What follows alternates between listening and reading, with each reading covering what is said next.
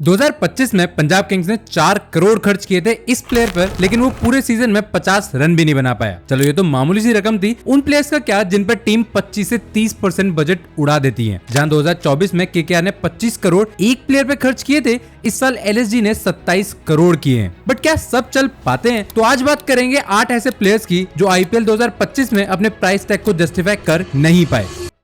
LSG ने जब ऋषभ पंत के लिए 27 करोड़ उड़ाए थे तो ये सोची समझी चाल लगी थी, लेकिन आईपीएल के एंड में सभी एलएसजी फैंस सिर्फ एक ही चीज कहना चाहते हैं, Stupid, stupid, stupid. अपनी इंजरी से वापस आते ऋषभ ने 2024 आईपीएल में 88 वाली इनिंग से सबको खूब इंप्रेस किया था, और तो और left handed plus wicket keeper होने की वजह से उन्हें 2024 टी20 चैंपियन टीम में भी शामिल किया गया था। अपनी इसी सक्सेस के चलते ऋषभ आईपीएल 2025 में सोने के भाव से बिके, लेकिन बहुत जल्द ये एक्सपेरिमेंट फेल हो गया। अभी तक पंत 150 रन भी नहीं बना पाए। 13 से कम के एवरेज के साथ उनका स्ट्राइक रेट सिर्फ 100 का रहा है। पूरे सीजन में उनके बल्ले से सिर्फ एक 50 आई थी, लेकिन वो मैच भी वो सीएसके से हार गए। 2025 आईपीएल में पंत 7 बार सिंगल डिजिट पर आउट हुए हैं और अपनी पुरानी टीम के अगेंस्ट वो दोनों मैचेस में डक पर गए हैं। लोग ये सब माफ कर देते, लेकिन असली प्रॉब्लम तो आईपीएल से पहले ही शुरू हो गई थी। एक ही का टेंशन था, वो तो पंजाब।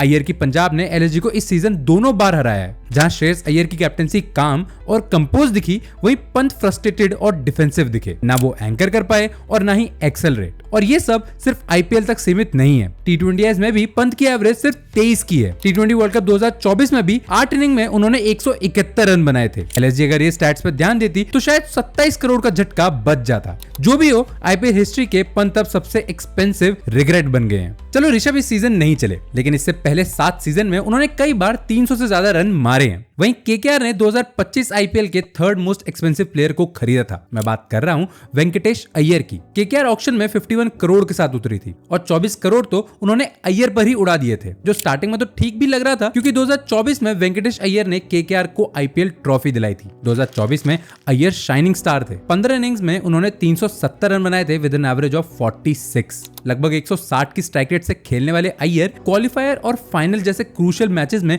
50s बनाकर सही मायने में केकेआर के डिपेंडेबल फिनिशर बन के सामने आए थे। लेकिन ऑक्शन के वक्त ओवर कॉन्फिडेंस के चलते केकेआर ने बैंक तोड़ दिया। सॉल्ट और स्टार्क जैसे प्लेयर्स को छोड़ के वो सिर्फ अय्यर के पीछे गए। इतना पैसे खर्च करने के बाद सबको लगा था शायद वो कैप्टन बनाए जाएंगे, लेकिन ऑक्शन के सेकंड राउंड में लिए अजिंक्य रहाणे को केकेआर ने टीम की कप्तानी थमा दी। अभी तक खेले गए 11 मैचेस में अय्यर ने केवल 142 रन बनाए हैं, वो भी 20 की मामूली एवरेज के साथ। इस आईपीएल उनकी स्ट्राइक रेट 140 की भी नहीं रही है। ऑलराउंडर होने के बावजूद उनसे अभी तक इस सीजन में एक भी ओवर नहीं कराया गया है, और हद तो तब हो गई जब 24 करोड़ के प्लेयर को केकेआर ने इम्पैक्ट सब की तरह यूज किया। बैटिंग हो नहीं रही, बॉलिंग तुम दे नहीं रहे, फील्डिंग के टाइम हटा दे रहे हो, तो आखिर अपने बजट का 50% एक प्लेयर पे क्यों लुटाया था? व्हाट इफ सॉल्ट होता, व्हाट इफ स्टार्क होता, व्हाट इफ 24 करोड़ किसी और पे लगाए जाते? अय्यर के लिए प्राइस टैग का प्रेशर क्लियरली दिखाई दे रहा है। जो प्लेयर कभी फ्यूचर लीडर माना जा रहा था, वो आज इम्पैक्ट सब्स्टिट्यूट बन के रह गया है। और अगर फॉर्म वापस नहीं आई तो 24 करोड़ की ये बेट आईपीएल 2025 का सेकंड सबसे बिगेस्ट ब्लंडर बन सकता है। चलो वेंकी शायद प्रेशर में कुछ नहीं कर पाए, लेकिन हमारे अगले प्लेयर को तो फुल फ्रीडम थी। मैं बात कर रहा हूं आईपीएल हिस्ट्री के सबसे बड़े फ्लॉप की। इन्होंने पंजाब किंग्स को 2020 में भी चूना लगाया था, लेकिन नेपोटिज्म के चलते इस साल फिर पंजाब ने उन पे 4 करोड़ खर्चे हैं। ग्लेन मैक्सवेल ने अपने आईपीएल सफर की शुरुआत 2012 में दिल्ली से करी थी। 2024 में अपनी नेशनल टीम के लिए मैक्सवेल किसी हीरो से कम नहीं थे। 14 टी20 इनिंग में मैक्सवेल ने 32 से ज्यादा की एवरेज से 389 रन बनाए थे। 166 की स्ट्राइक रेट से खेलने वाले मैक्सवेल सिर्फ ऑस्ट्रेलिया के लिए ही रन बनाते हैं, क्योंकि लास्ट आईपीएल में भी उन्होंने 10 मैचेस में 52 रन बनाए थे। उसके बावजूद पंजाब किंग्स ने उन्हें 4 करोड़ में खरीदा है। एज प्रेडिक्टेड में प्रीवियस वीडियो, इस साल भी मैक्सवेल फ्लॉप ही रहे हैं। हालांकि अभी तो फिंगर में फ्रैक्चर के कारण वो आईपीएल से बाहर हैं, लेकिन इस सीजन खेले गए अपने 7 मैचेस में भी वो कुछ खास कर नहीं पाए। इस आईपीएल उन्होंने केवल 48 रन बनाए हैं, वो भी 8 की बेकार सी एवरेज के साथ। इन 7 में से 6 मैचेस में उनका स्कोर सिंगल डिजिट में था, और तो और जीटी के खिलाफ डक पर आउट होने की वजह से आईपीएल में मोस्ट डक का रिकॉर्ड भी इन्हीं के पास है। 48 रन का मतलब है पंजाब ने मैक्सवेल को 8 लाख पर रन दिए। इतने में तो पंजाब को ऑक्शन में कोई और ही मिल जाता।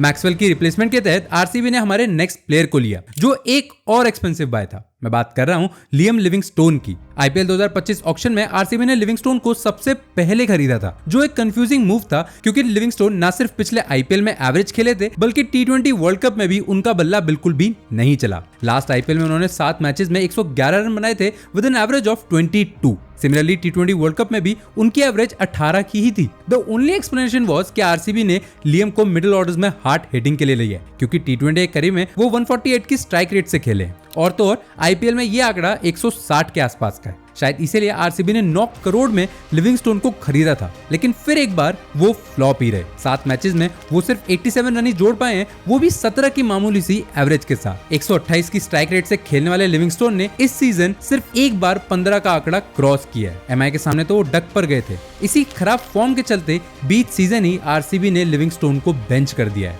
अब उनकी जगह ली है West Indies allrounder Romario Shepherd ने, जिनको आरसीबी ने सिर्फ 1.5 करोड़ में खरीदा था। इनके बाद हम बात करेंगे ऐसे प्लेयर की जिन्होंने इस सीजन के पहले ही मैच में सेंचुरी मारी थी, लेकिन फिर भी वो इस लिस्ट में शामिल है। उन पर जाने से पहले बात करते हैं मार्कस स्टोनिस की। लास्ट ईयर स्टोनिस का काफी सही गुजरा था। वर्ल्ड कप में स्टोनिस ऑस्ट्रेलिया के ट्रम्प कार्ड निकले थे। न सिर्फ उन्होंने 42 की शानदार एवरेज से रन बनाए थे बल्कि 7 मैचेस में 3 विकेट्स भी झटकाई थी। वहीं 2024 आईपीएल में उन्होंने करीबन 400 रन बनाए थे, जिसमें उनकी सीएसके के अगेंस्ट अनबीटन सेंचुरी भी शामिल है। तो जाहिर सी बात है 2025 ऑक्शन में वो काफी डिमांड में थे, इसलिए पंजाब किंग्स ने उन्हें 11 करोड़ में खरीदा था। लेकिन जिस ऑलराउंडर रोल के लिए उन्हें लिया गया था वो इस आईपीएल हमें देखने को नहीं मिला। जहां गेंदबाजी में वो सिर्फ 82 रन ही बना पाए हैं, वहीं गेंदबाजी में अभी तक उन्हें एक भी सफलता हासिल नहीं हुई है। इस आईपीएल हालांकि उन्होंने तेज बैटिंग करी है, लेकिन कोई इंपैक्ट पारी उनके तरफ से नहीं आई है। पंजाब के पॉइंट टेबल में टॉप पर होने के कारण शायद स्टोनिस अभी तक बचे हुए हैं, लेकिन 11 करोड़ की वैल्यू को इस आईपीएल में वो प्रूफ कर नहीं पाए।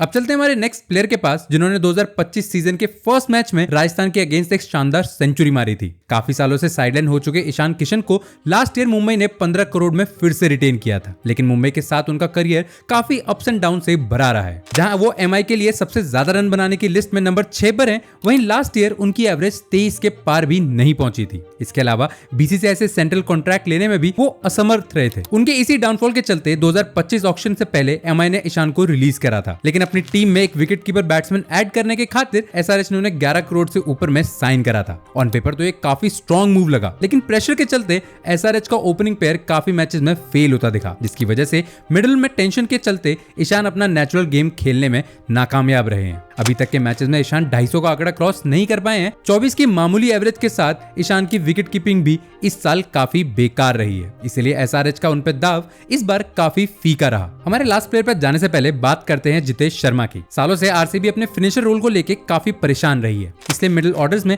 कहीं भी बैटिंग करने की कैपेबिलिटी के चलते आरसीबी ने जितेश को 11 करोड़ में खरीदा था। जितेश का अब तक टी20 डेब्यूट किसी केमियो से कम नहीं रहा है। 9 मैचेस में वो सिर्फ 14 की मामूली एवरेज के साथ खेले हैं, लेकिन मिडिल ऑर्डर्स में हार्ड हिटिंग के लिए वो जाने जाते हैं। हाउएवर इस आईपीएल उनका भी बल्ला फीका ही रहा। 11 मैचेस में अभी तक उन्होंने सिर्फ 128 रन ही बनाए हैं। आरसीबी के टॉप पर होने की वजह से जितेश लाइमलाइट में नहीं आए हैं, लेकिन नॉकआउट मैचेस में ये कहीं आरसीबी की कमजोरी बनके ना सामने आए। अब बात करते हैं इस लिस्ट के लास्ट प्लेयर मोहम्मद शामी की। अपनी इंजरी से लौटते ही शामी चैंपियंस ट्रॉफी में छा गए थे। 9 विकेट्स लेने की वजह से वो इस चैंपियंस ट्रॉफी के सेकंड हाईएस्ट विकेट टेकर थे। ऑस्ट्रेलिया के अगेंस्ट सेमीफाइनल जैसे क्रूशियल मैच में इंपॉर्टेंट विकेट दिलाकर इंडिया को फाइनल्स में पहुंचाने में उन्होंने एक अहम भूमिका निभाई थी। उनकी इसी फॉर्म को देखते हुए एसआरएच ने शामी को 10 करोड़ में खरीदा था, लेकिन हुआ कुछ उल्टा ही। अभी तक खेले गए मैचेस में शामी सिर्फ 6 विकेट्स ही ले पाए। महंगी गेंदबाजी के कारण ये सीजन उनके लिए एक फ्लॉप ही रहा है। यही नहीं, पंजाब के अगेंस्ट अपने 4 ओवर के स्पेल में शामी ने 75 रन दिए थे, जो आईपीएल हिस्ट्री का सबसे एक्सपेंसिव ओवर रहा है। 2019 से शामी न्यू बॉल के साथ कह ढाते आए हैं, लेकिन इंजरीज और अपने खराब फॉर्म के तहत क्रूशियल मैचेस में शामी को ड्रॉप किया गया है। जाहिर है नेक्स्ट सीजन शामी शायद ही ऑरेंज आर्मी का हिस्सा होंगे। आईसीसी रैंकिंग में किसी जमाने में फर्स्ट होने वाले प्लेयर के लिए ये एक बुरे सपने से कम नहीं। तो ये थे वो 8 एक्सपेंसिव प्लेयर जो इस आईपीएल फ्लॉप रहे हैं। Let us know in the comments कि इनमें से कौन सा एक प्लेयर आईपीएल 2025 का सबसे वर्स्ट बाय है।